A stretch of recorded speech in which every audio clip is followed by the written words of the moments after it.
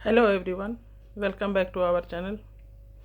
फिर एक मोटिवेशनल कहानी लेकर हाजिर हूँ। मैं कभी हार नहीं सकती। कहानी है एक सुमन नाम की लड़की की जो मधुबन गांव में रहती थी। उम्र सिर्फ 12 साल था और गांव के सभी लोग उसके पापा से कहते थे कि जल्दी बेटी का शादी कर दो क्योंकि वो पढ़ी लिखी नहीं है, नहीं तो नाम खराब कर देगी। और वो शादी करना नहीं चाहती थी लेकिन कुछ करना चाहती थी, लेकिन वो पढ़ी लिखी बिल्कुल नहीं थी। लेकिन उसका जो ज्ञान था उससे पूरा गांव अनभिज्ञ था कि उसके पास क्या ज्ञान है। वह चित्रकारी में बहुत फेमस थी, बहुत अच्छा चित्रकारी करती थी। और उसका जो भी वो चित्रकारी करती उसका पापा जला दिया करते थे, बोलते थे इससे कुछ नहीं होने वाला है, तुम चुपचाप जैसा गांव वाला कहता है वैसा करो, शादी कर लो और अपने घर चले जाओ, अपना घर बसा लो। जो समाज कहता है उसी में हमारी भलाई है, इस बात को मान लो जितना जल्दी, यही बेहतर है तुम्हारे लिए। लेकिन सुमन नहीं मानी। सुमन ने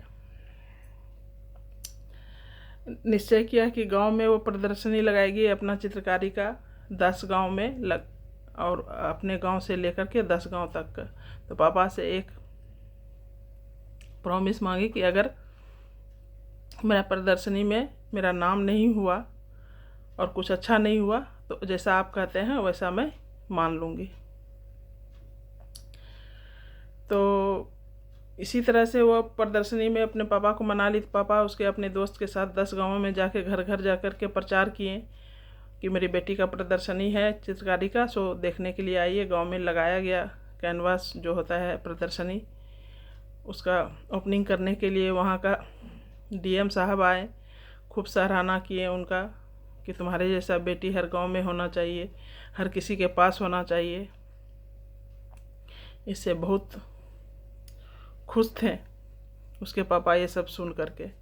और बहुत कोई उसमें बहुत सारा पुरस्कार मनी भी मिला उस सुमन को, जिससे कि उसके पिताजी को उस दिन से बहुत खुशी हुआ। तो पिताजी से बोली कि देखे पापा कौन जीता, मैं जी हारी कि आप हारे। तो उसके पिताजी ने कहा आप मैं हार गया बेटी, तुम जीत गई। इस तरह से उसका प्रदर्शनी लगते रहा। फिर अचानक एक दिन उसके साथ हादसा हुआ कि उसका दोनों हाथ कट गया और फिर वह हार करके बैठ गई। लेकिन उसका अंदर से जो स्टेमिना था वो हार मानने वालों में से नहीं थी। यह देख उसके पिता को भी बहुत अफसोस हुआ कि अब मेरी बेटी अपंग हो चुकी है, तो अब और ज़्यादा क्या क्या कर सकती है, अब तो शादी भी नहीं कर सकती है। तो उसके पिताजी भी बहुत दुखी थे, लेकिन वह हार नहीं मानी।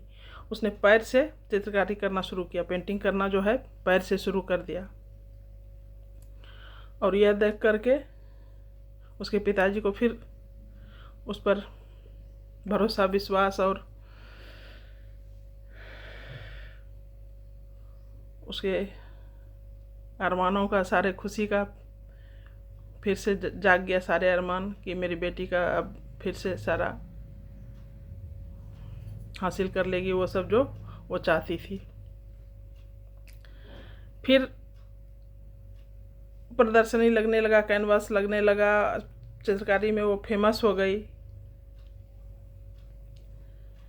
और इसी तरीके से उसको पुरस्कार मिलने लगा, उसका नाम भी होने लगा। जो गांव वाले उससे जलते थे उसका सराहना करने लगे। अब उसकी बेबसी को देख करके कि वो हाथ से नहीं पैर से भी करने लगी, तो उसका सराहना करने लगे, उसके लिए दुआ करने लगे भगवान से। तो इस कहानी से हम क्या सीखते हैं दोस्तों? इस कहानी से हम सीखते हैं कि हम जो कर रहे हैं उस पर फोकस करें।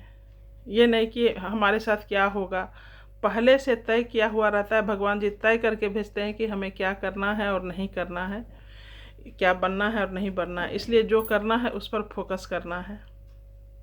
ये नहीं कि वो क्या कर रहे हैं, ये क्या कर रहे हैं और हमको क्या करना है। आप जिसमें अच्छे हैं उसको करते जाइए। बिना पढ़ा लिखा हो करके भी सुमन ने यहाँ तक मुकाम हासिल किया, तो पढ़ लिख करके क्या नहीं किया जा सकता है। तो इसलिए जो जिस हाल में है उस काम को करते जाइए, इस पर केंद्रित होइए कि हमको काम करना है, फेमस आप खुद ही हो जाएंगे, अच्छे हो जाएंगे। उस काम पर ध्यान केंद्रित कीजिए, इस पर ध्यान नहीं दीजिए कि हाँ क्या होगा, लोग क्या बोल रहे हैं, समाज क्या बोल रहा है, उसके पीछे ध्यान नहीं देने का है।